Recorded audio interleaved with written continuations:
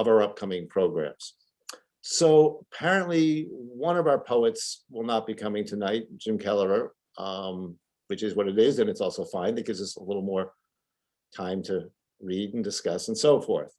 So with us then is Jan Conn, and I'm not going to read their whole long bios, but Jan has written, I don't know if is it more than 9 books of poetry at this point, Jan? No, it's 9. 9, okay. So she's written 9 books of poetry, including the last one she wrote, published 2016, Tomorrow's Bright White Light. She's received a variety of prizes and nominated for Pushcart Prize. She's a member of the collaborative writing group Yoko's Dogs, whose 3rd book, Caution Tape, is forthcoming this spring. Is it out yet? It's coming in May. Coming in May.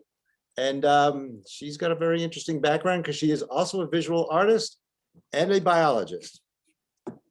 And Charles Rafferty, he's both a poet and a fiction writer. His most recent collections of poems are The Smoke of Horses, Something an Atheist Might Bring Up. I love that title, Charles. And Cocktail Party. And The Problem with Abundance. He's appeared in a whole bunch of publications, New Yorker, Oprah, Prairie Schooner, Ploughshares, on and on. And he's won a whole range of grants from National Endowment for the Arts. And he directs the MFA program at Albertus Magnus College and teaches at the Westport Writers Workshop.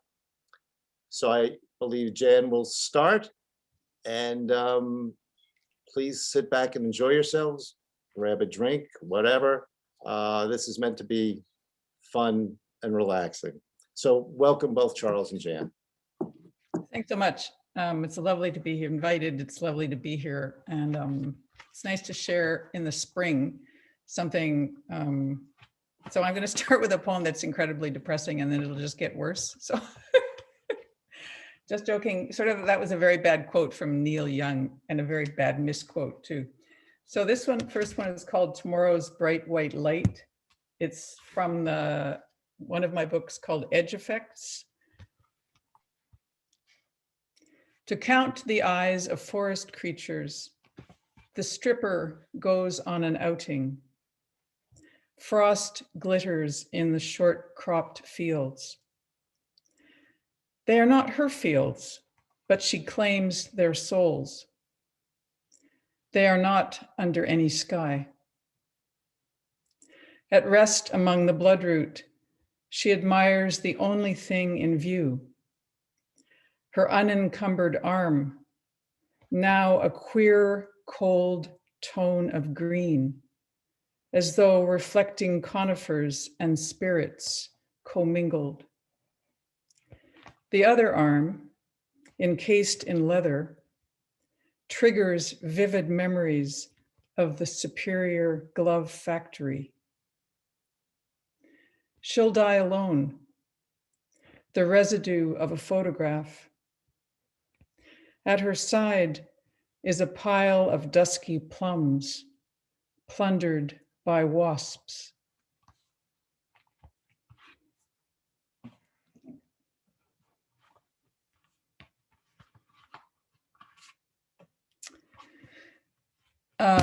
Tomorrow's Bright White Light took that title poem for the whole book because there are a lot of there are a lot of disassociated persona in this book, but I won't only read about those because we'll all just go and, hang ourselves. So the first one is called Battered Civilization. A sock particle was detected in the super collider. Can we make time out of bacteria? Trade genomes for another year of elephants? A parody of my pernicious scheme unravels, but the scheme itself is silk. Which is more pervasive, night mist or provincialism? The hidden world of buzzsaws shakes me from sleep. I was trying to hold my own. I don't like canned salmon, except the crunchy bones. Above the city walls float medieval pennants. Listen to Neil Young, you'll get it. Into deepening blackness, lit by a branch of forsythia, I stride forward, edges inflamed, and inch sideways out of my body. I am all pause, all hesitation. A foot on carpet, a foot on cold stone floor. Of my earlier existence, all that remains is a gray felt hat. I release my internal structure.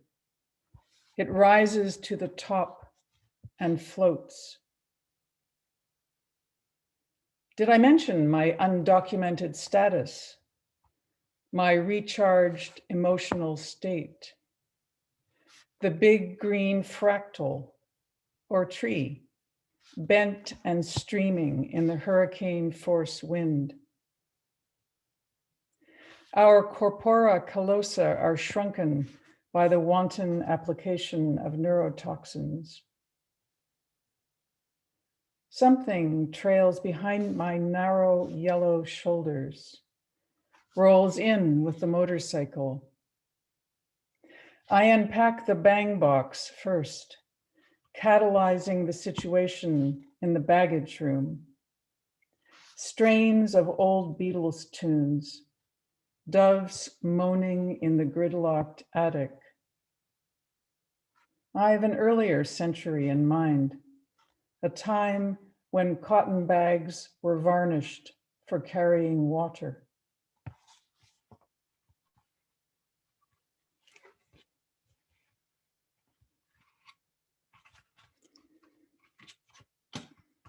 Here's where it goes downhill altogether and we'll never get back up. It's called Don't Interrupt the Cosmos. I assemble 2 pint-sized cardboard dinosaurs, T-Rex and Triceratops, set them on the hardwood floor. Just when I feel relieved to be doing my part in diminishing interspecies strife, I hear ripping, aggressive noises. Some people have plastic hands and feet. My dispirited neighbor goes again to her porch door to call her dead border collie, forgetting. Time and electricity hum along. I am tempted to put my head inside the fridge to visit the cooling eggs and milk. They seem so peaceful. I intended to say something philosophical about modern thought and the flow of time, not like we are their bleak centerpiece.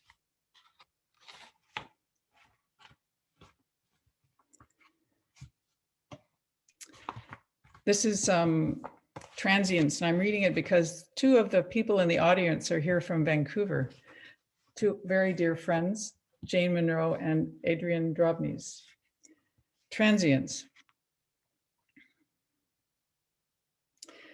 Midsummer, where I spent a few days, has been rerouted, so it's more difficult to locate. You always said it was the best season, fragrance of time after lightning. Before the humidity set everyone's teeth on edge, murder rates climbing. We followed Andy Goldsworthy's stone installation as far as we could. Then I took your hand.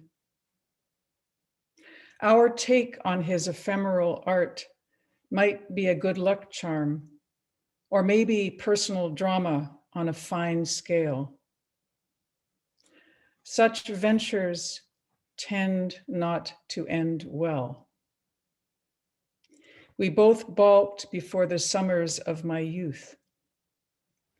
In the dimly lit hallways of the Geology Museum, rebellious and sulky, I was forced to repeat the quartz mantra: 1 silicon to 2 oxygen, each oxygen shared between 2 tetrahedra. Here along a glacial moraine, I did mandatory interval training, but the trail runs out at the painted backdrop of the Rockies. Perhaps shifting those sedimentary layers was as close to June and to you as I could ever get. Too much truth laid bare. Alongside the stone spirals, ants were foraging everywhere. I hadn't noticed until I crouched down.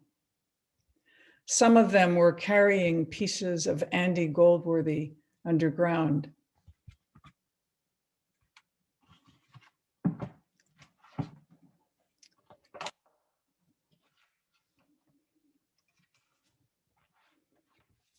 This is from a new manuscript that's keeps, getting better, we hope. And then it'll get submitted. So the first one is called Peony, because it's almost spring, everybody. Peony. There's too much orange.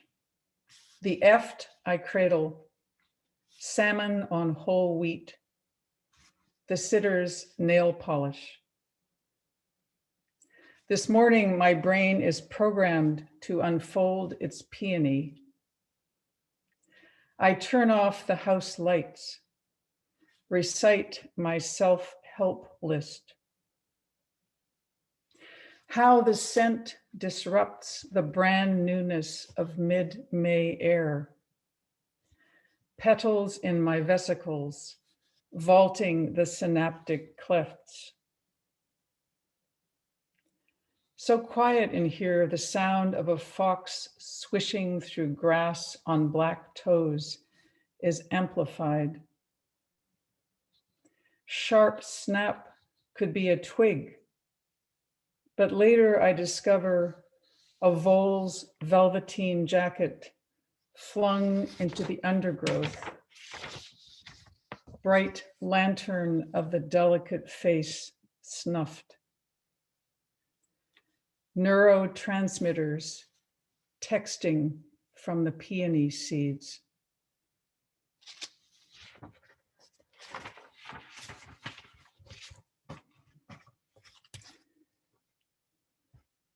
Now that we're officially in the Anthropocene, I thought I should say something about it.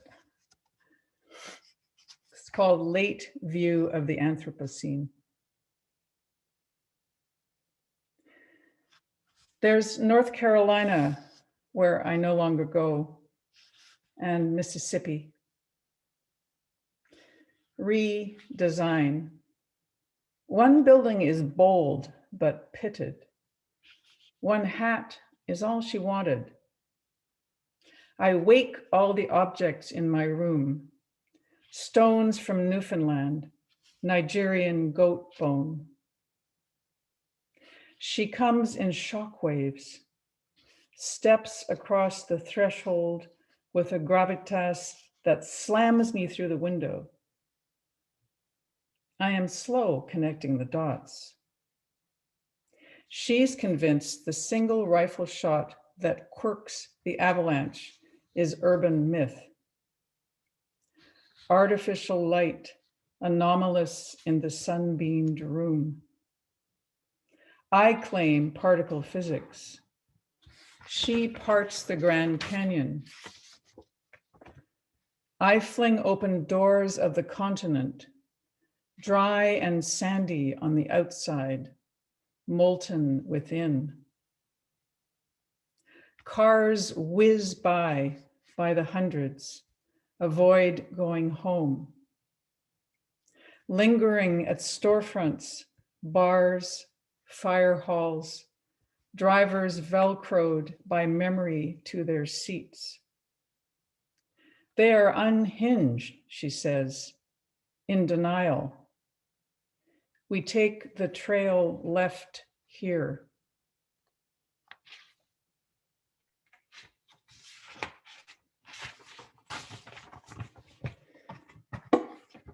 I'm going to read two more. One Morning in the Life of Fog.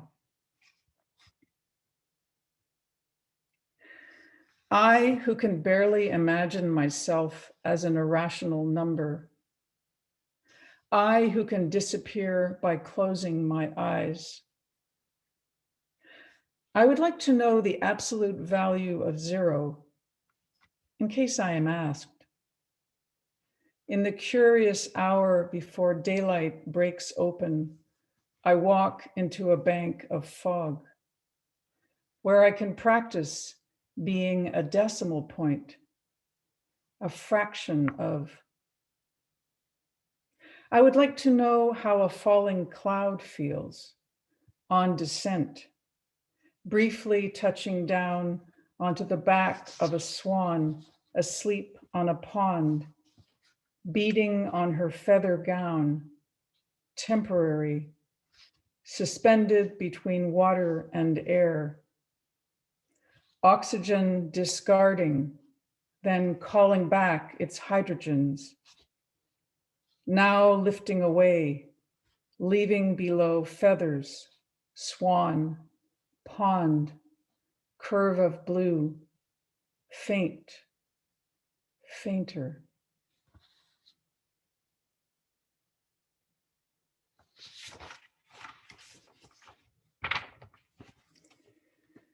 People know what ironweed is. Ever seen an ironweed plant? It's about 9 feet tall. It's magnificent. So this is a kind of a ode to ironweed.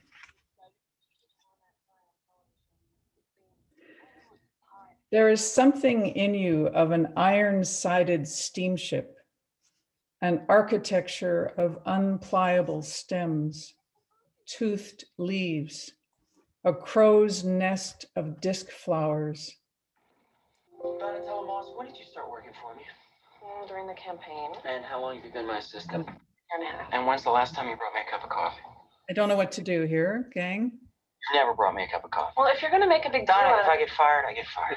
It looks like somebody is not on.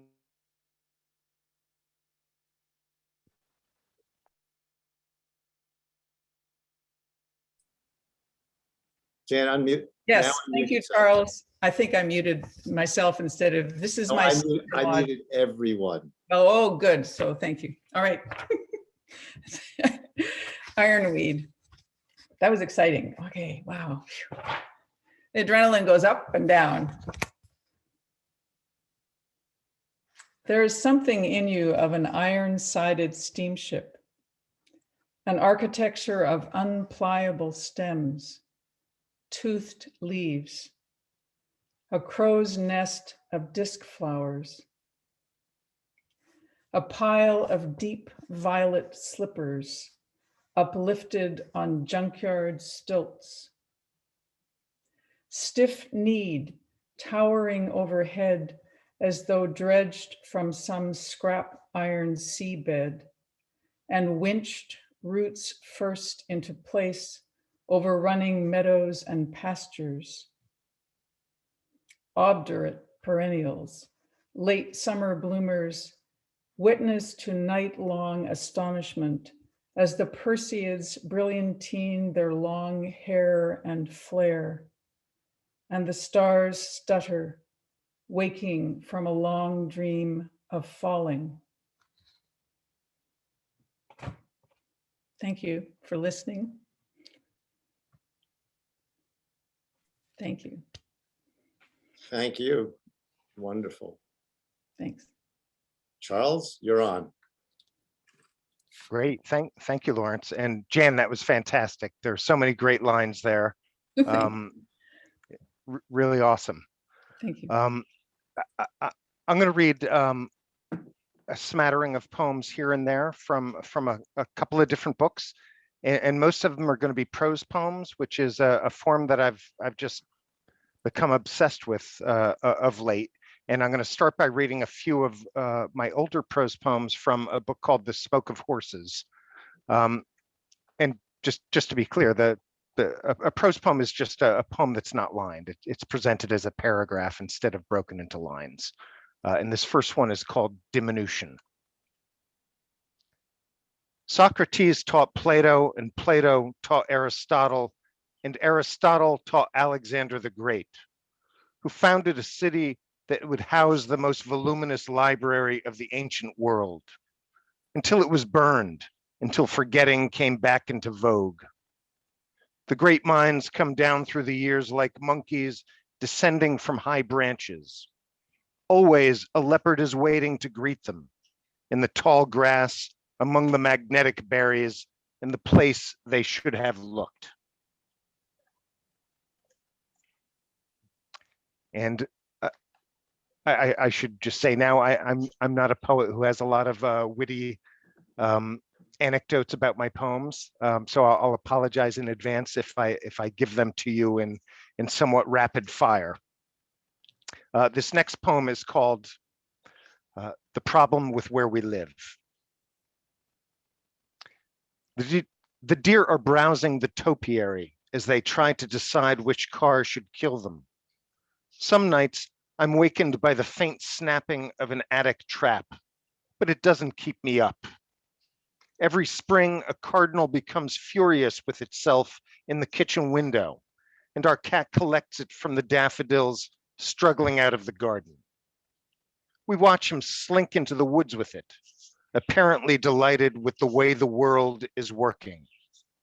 This house, I've come to learn, is magnetized for small disasters.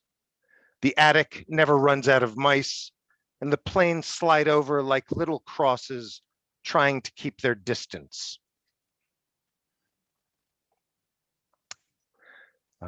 This poem is called The Man Who Bled Wine. The strange part is that he bled Chardonnay, not the more likely Pinot Noir, and it was cold to boot. He found this out as he was cutting shallots into translucent fingerprints and instinctively sucked out the wound. It was good, so he squeezed his thumb above the nearest wine glass and the bell of it grew foggy. He imagined how women would want him at their parties, a neat little trick by the dessert table, a reason to smack their lips. All night long, he'd hand those women a brimming glass of himself, an invitation to taste what his veins had hidden. He would be dizzy by the end, and he would have to learn how to live with it, his concentration suddenly unreliable, like a watch that had been through the wash. He decided it would be best to arrive with bread and cheese, some kind of sliceable meat, something to keep him going, to stay alert as they savored the body, the must and the finish from the cask he had now become.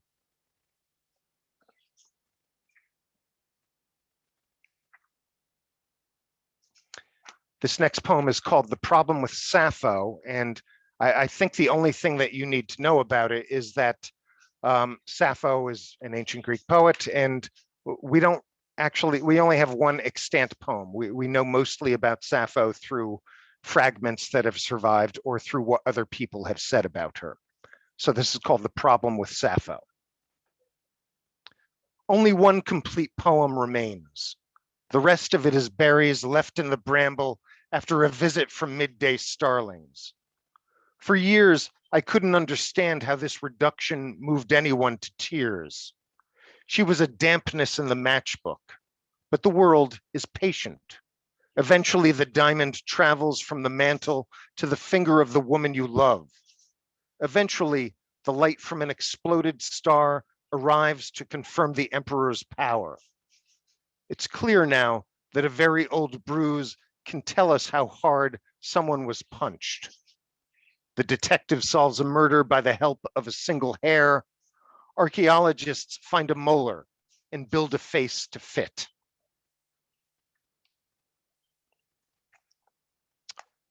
This one is called Attraction. She collected men the way a light left on collected bugs. It was an old story: money, gravity, the right amount of cleavage. And yet the most successful route never stops fleeing the seed where it begins. The cars of two drunks decide to kiss. The lit match gives in to the windy field. Here's a lesson. When people heard there was an albino deer in the woods behind our house, they set out the apples and corn. The shotgun pellets stuck in our tree goes deeper year by year. And this is a poem, I guess, if nothing else, about the light on my electric toothbrush. It's called Insomnialens. I navigate the dark house by moving from the green star of the smoke detector to the blue star of the electric toothbrush. I am no different than Magellan or Marco Polo. I am guided by what burns. Some nights I step onto the back porch. The prow of it charges the blackness while the stars above me sharpen and blur. Inside, I harbor the ache of what is no longer possible.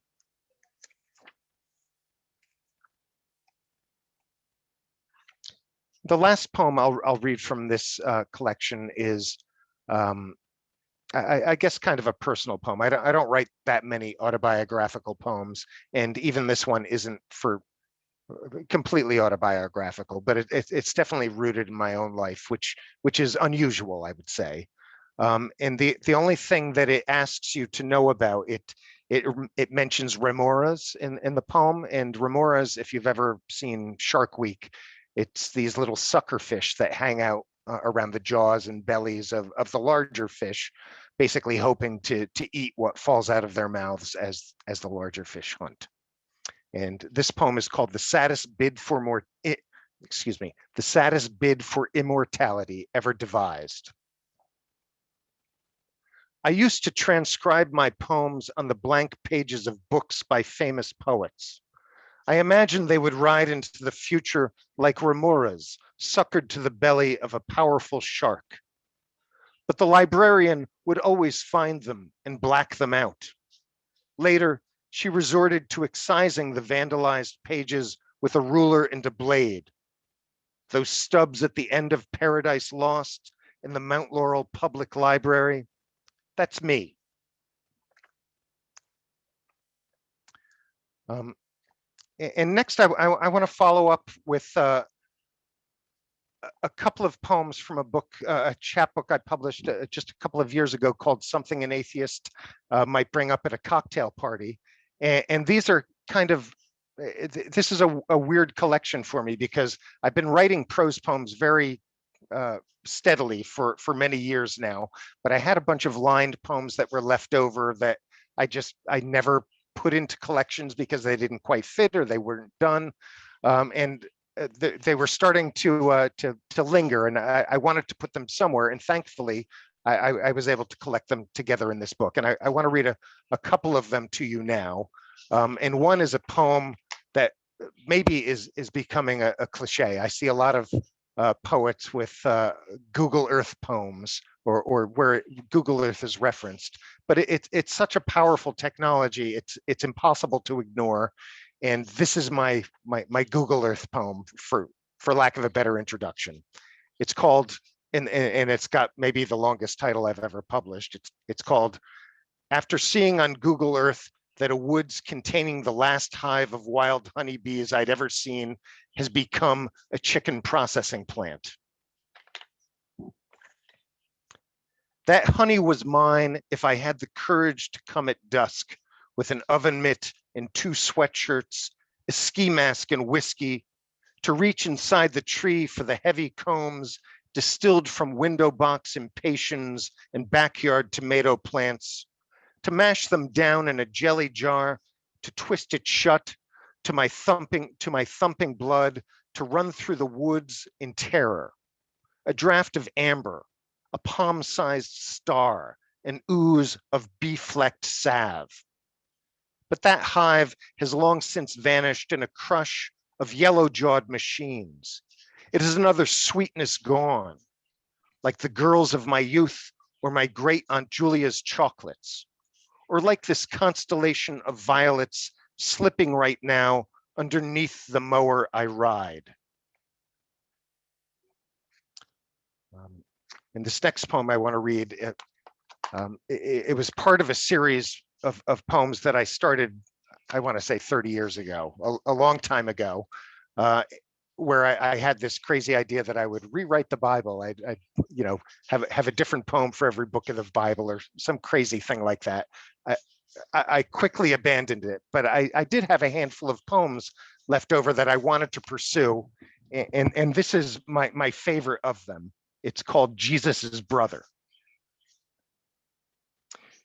It was difficult living with that relentless perfection. He wouldn't tell me how the water turned to wine, and he never did it for me either. Only for strangers, only for a crowd. I remember him as someone who was always leaving to work his magic in the streets, among the men who clearly hated him, the women who somehow didn't. He was a lamp that lit my failings. He showed me the cracks in everything I thought and taught me to fill them with the music of his mystery, which he sang in a key beyond my range and which everyone around me kept trying to hum. And I'm gonna follow up with some newer prose poems, and they're all from this book called The Problem with Abundance, which came out from Grayson Books a couple of years ago, which they did a fantastic job. I'm very pleased with the way the collection came out. And I'm just going to read maybe the first 4 or 5 of them and see how we're doing on time. But I feel like this is the current direction that my work is going, and I'm still working on more prose poems, and they seem to be in this vein more than in the Smoke of Horses. So I'll just try some of them out on you rapid fire. The first one is called Greetings. Actually, let me take a quick drink.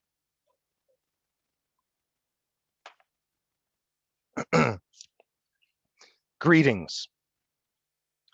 I counted the water towers. I counted the active smokestacks. These were the breadcrumbs I thought would lead me back. Now I know it's possible to drive so far we forget why we left, that the journey continues even after the car breaks down. I used to think I had no message, but the message is me, bloodshot and hungry, spilled coffee down the front of my shirt. People of the future, gather round. I have traveled through ink to greet you. This one is called The Pond. The world is in short supply. This field of goldenrod will never be enough, and the ocean feels suddenly crossable. In every apple an orchard waits, but who has 20 years to cultivate it? Above our house, the contrails of the jets have turned into actual clouds. The rain they promise is another lie. Meanwhile, the taste of my blood implies that I am rusting, that a broken machine lies half submerged in the pond I carry with me. A river of birds. A river of birds filled the sky above his house. It went on for days. That many animals can't be wrong, he reasoned, as he waited for the frost to blossom. He thought about his prospects, a half tank of gas, the cabinets full of soup. Later, when the river went dry, he endured its blue and empty channel. The birds that remained were different. They shook once against the cold. They sat on the wires and looked down on him, undeterred by the lack of bounty. Marbles. At a certain point, manic depression became bipolar disorder. The world has always been in flux. Just look at the sky. There were fewer stars now than when I was a boy. I cannot say who took them. I cannot remember the pictures that they made. Consider Istanbul. It used to be Constantinople, and before that, Byzantium. Nothing endures. I had a jaw men wanted to punch. Now the ground I stand upon feels like it's made of marbles. In Wyoming, they've just begun hunting the grizzly bear again. It is finally safe enough to be killed. I can't get over it. My teeth were once a dazzling white. All three of my brothers were living. And this one is called, let me just check on my time. This one's called The Roman Names. Zeus became Jupiter and so forth. That was the first diminishment. Then Christianity seeped in and cracked the boulder of Rome. When you lose territory to the god of meekness, it's hard to keep your swagger. The temples fell into disrepair. The ash on the altars washed away. True, the planets still bear the Roman names, but how many of us notice them as we're taking our taxi down the esplanade? How many of us are certain that they are not merely stars?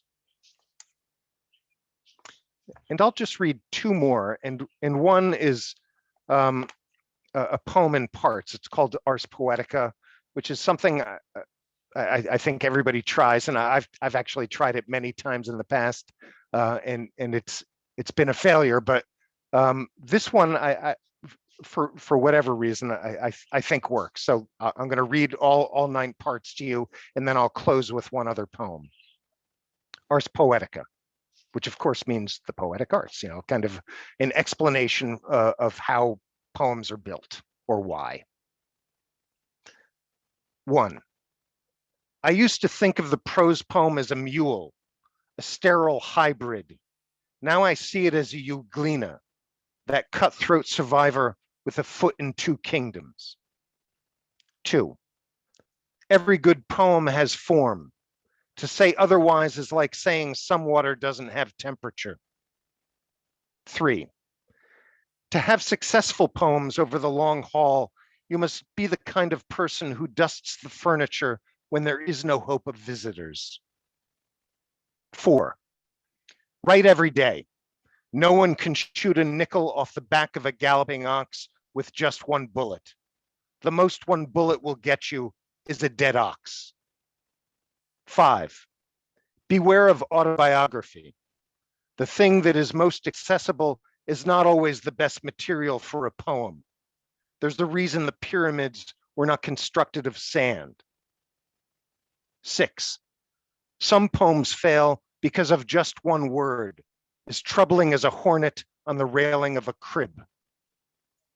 7. The impulse that begins a poem is almost never strong enough to finish it. The poet must let go of what ceases to be useful, like laying down your walking stick when the crags turn into plains. 8.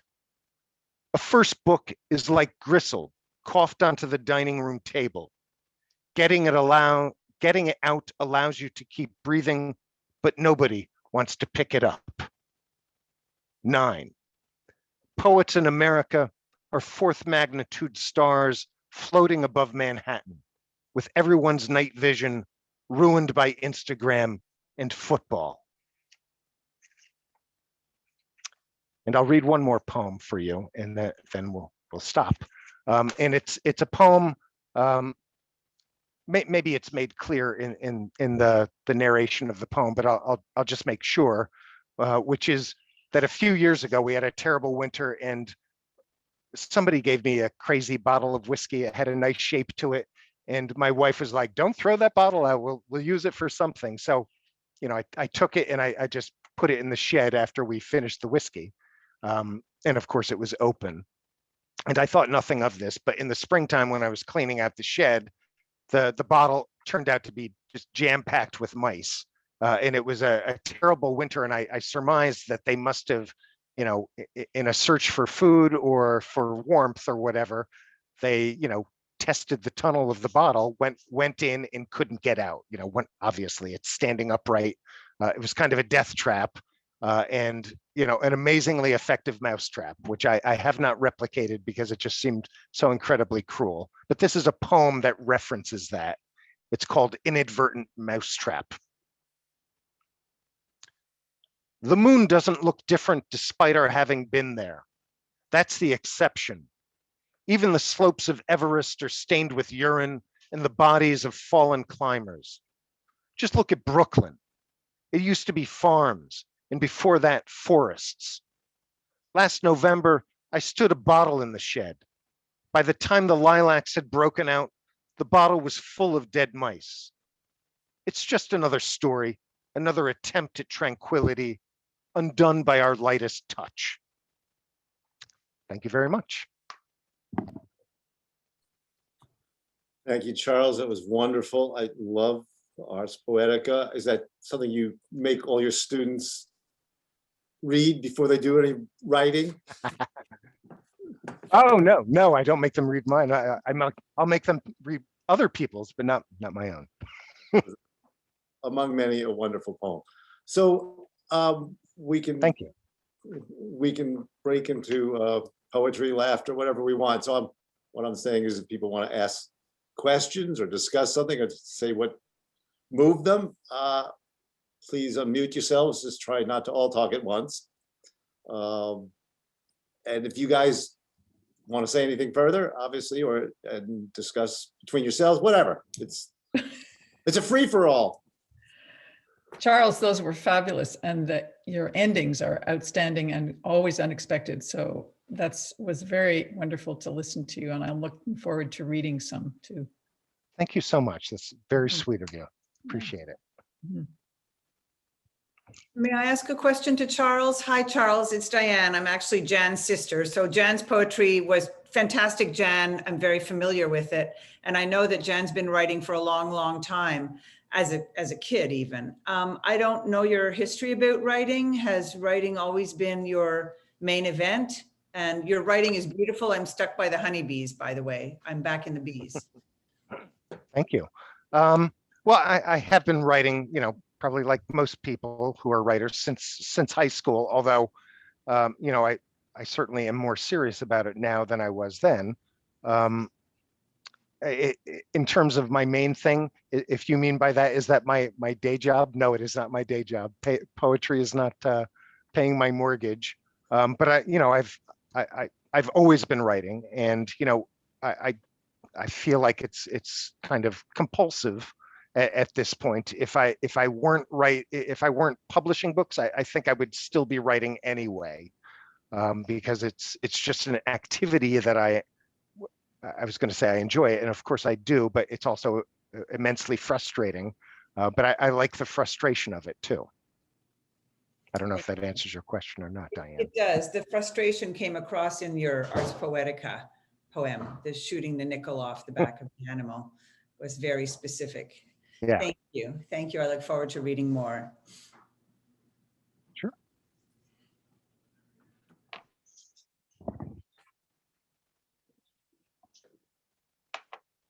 No one has anything else to say?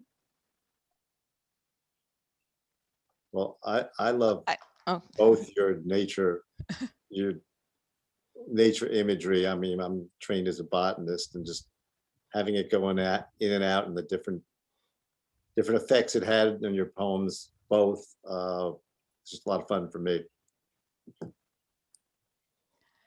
And I just wanted to say, I just loved both of your readings. And Jan, I like your new poems very much. I know your older poems more, but I'm fascinated by the new ones. And Charles, it's so fascinating and wonderful to hear your work. I just love your wit, and you have such a wonderful shape.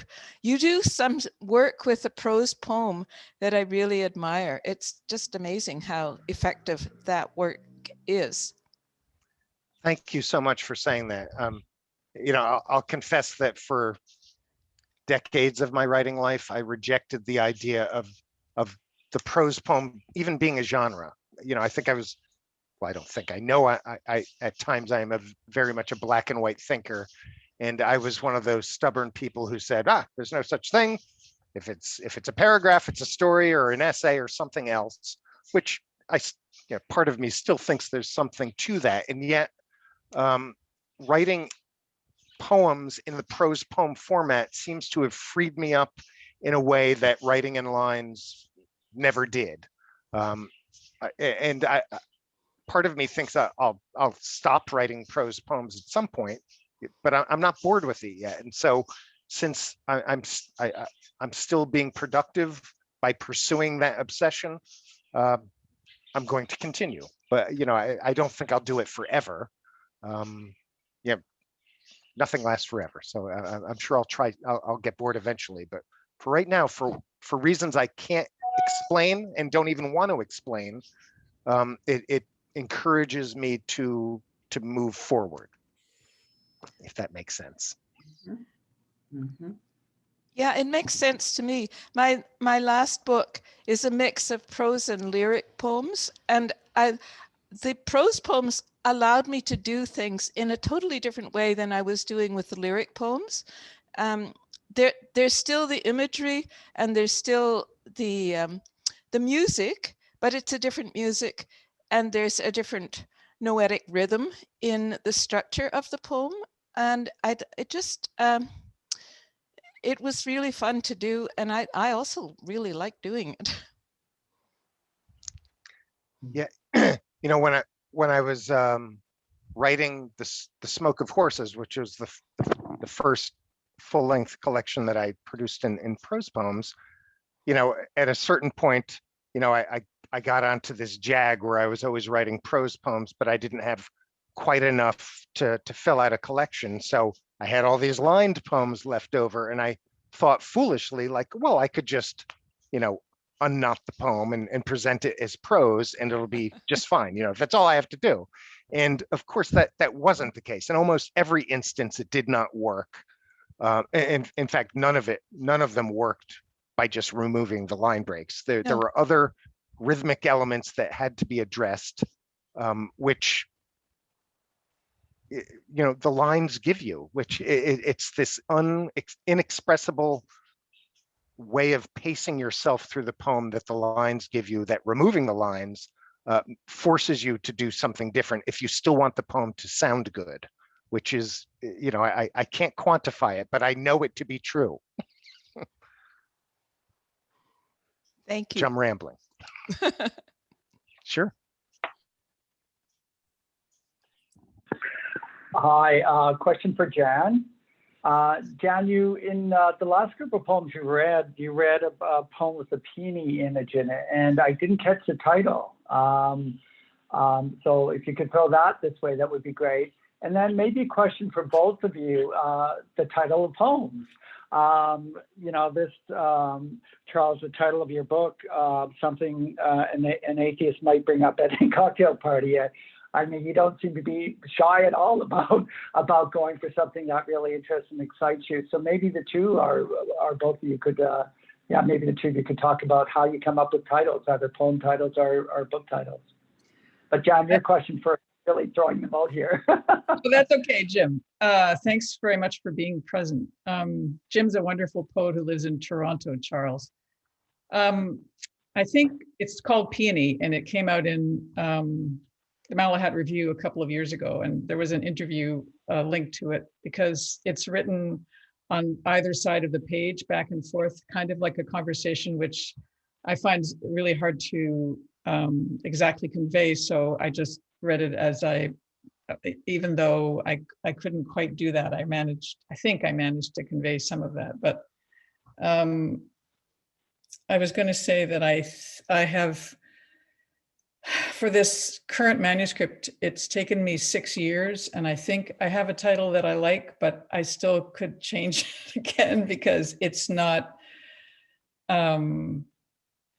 there's a real range of poems in it, so it doesn't feel like it's a single theme or anything like that, and I've done that kind of book before, so I found it an incredible struggle to have a very, a title for 6 months and then cast it aside and then have another one. And so at the moment it's called Everything Afterward.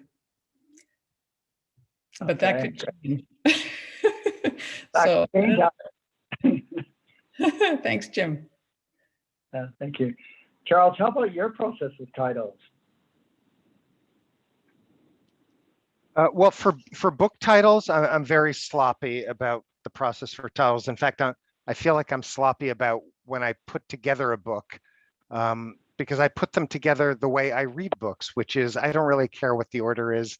I just want to I just want to read, good poems or good stories. And so I don't like have a unifying theme in mind when I'm putting together a collection of poems. And lately, the unifying element is just the fact that they're all prose poems. I feel like that's enough to justify them all being in the same place. But in terms of titling poems or titling titles or titling books, I try to pick one that is just going to be arresting. I'm not a fan of like untitled or just very general titles. I'm not sure what to say about that. For the Smoke of Horses, it was a phrase in one of the poems that seemed very evocative to me, and I thought, well, that's why I'll title the book this way. And the same thing with the Atheist collection. Something an atheist might bring up at a cocktail party. It was the title of one of the poems, but not even one of the poems that I thought was one of the best poems. It just seemed like a title that would invite the reader in, and the poems that you encounter vaguely resonate off that phrase. Likewise, in the book I read, From the Problem with Abundance, that I'm on a bit of a jag the last 10 years with titling individual poems with that structure, the problem with something, whether it's Sappho or abundance or what have you. I'm sure I have dozens of poems like that at this point, but it's a good catch-all for me that allows me to do whatever I want in the world of the poem, with that title kind of guiding my decisions. And I don't always keep the title. Sometimes I discard it, but sometimes it seems to fit how the poem ended up. And I know I'm rambling, so please forgive the wordy answer. Can I say something about titles? Yes. Hi, Catherine. Hi, thank you very much. I'm a visual artist here in North Adams, and I could not help but write down a number of words that ran together from both of you that I would like to appropriate as titles for drawings. And I'm wondering I have no national standing, that nobody will see them anyway, but is that an appropriate thing, or is there a proprietary process? Can I steal Another Year of Elephants, Application of Neurotoxins, Artificial Light, Sweetness Gone, Remoras? And what about the problem? Is it the problem with where we live or the problem where we live? I forget now. I think it's with where we live. That sounds sensible. Do I have your permission for an internal application? I don't know how that works. Of course, yeah. I mean, I don't own the word remoras. I'm flattered. That's the least, connected to you, but yeah. I'm flattered that you like the titles. I mean, of course, yeah. Thank you. Take what you hear. Those drawings. I will share. Thank you. I appreciate it. Thanks very much for what you offered. I really enjoyed it. Great. Thanks.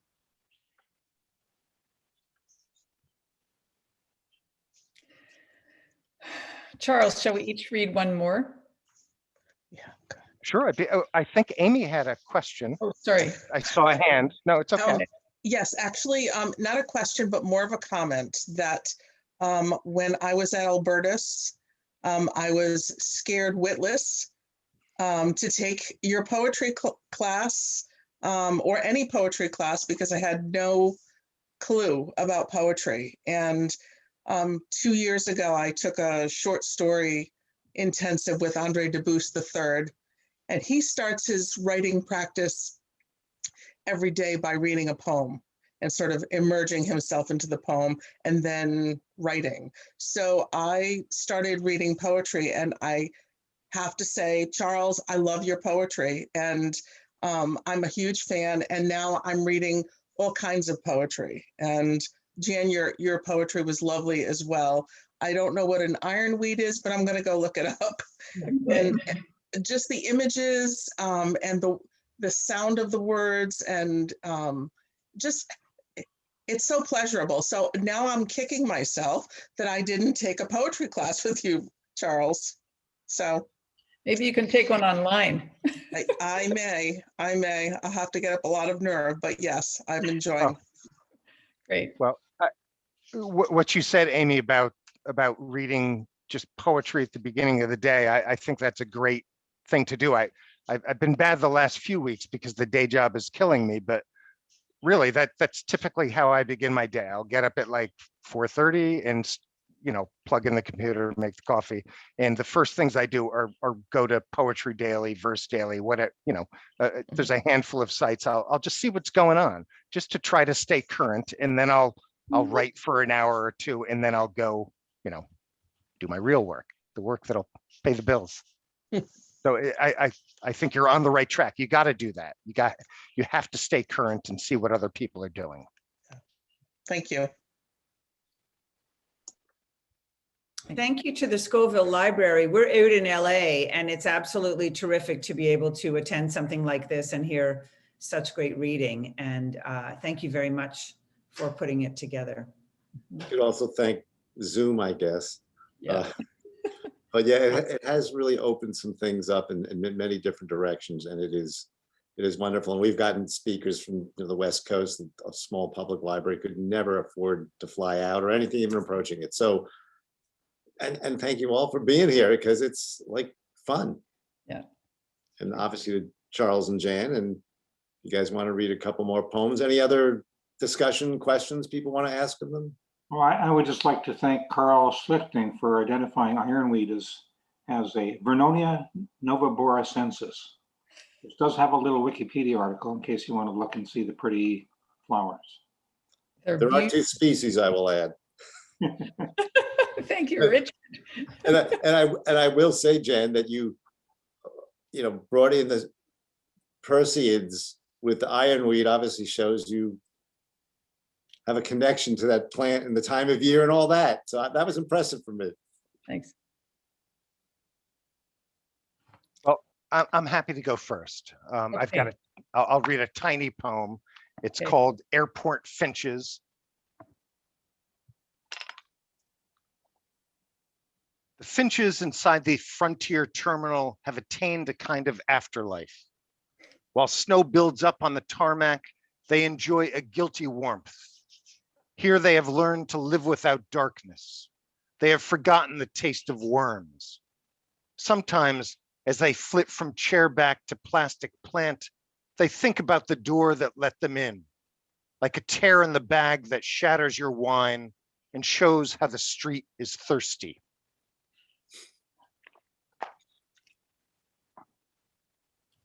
Fabulous.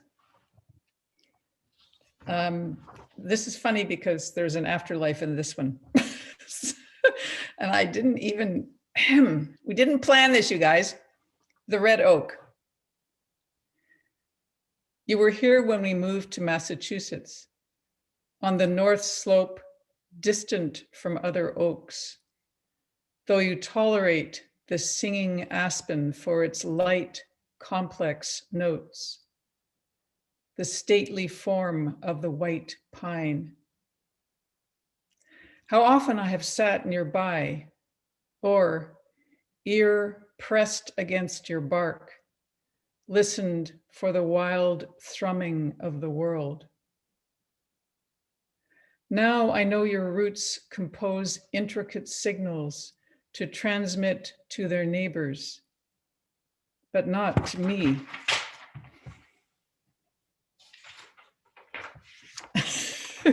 But not to me.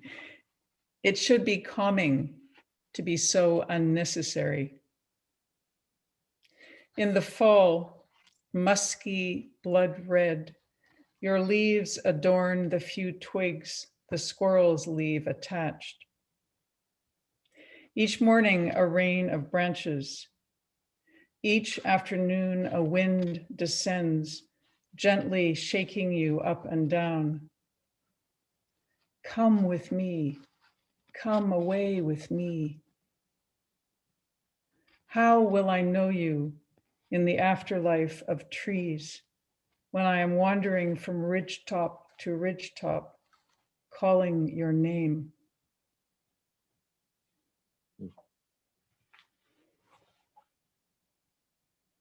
Thank you. Thank you. That was very fun. Wonderful, really.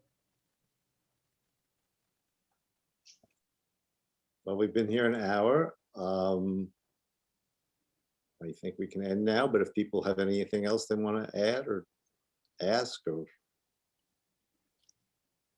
Both I of also you. wanted, I just want to thank the Scoville Library also, and also you, Lawrence, really, it's lovely. Maybe you'll do it again next year or something. That would be great.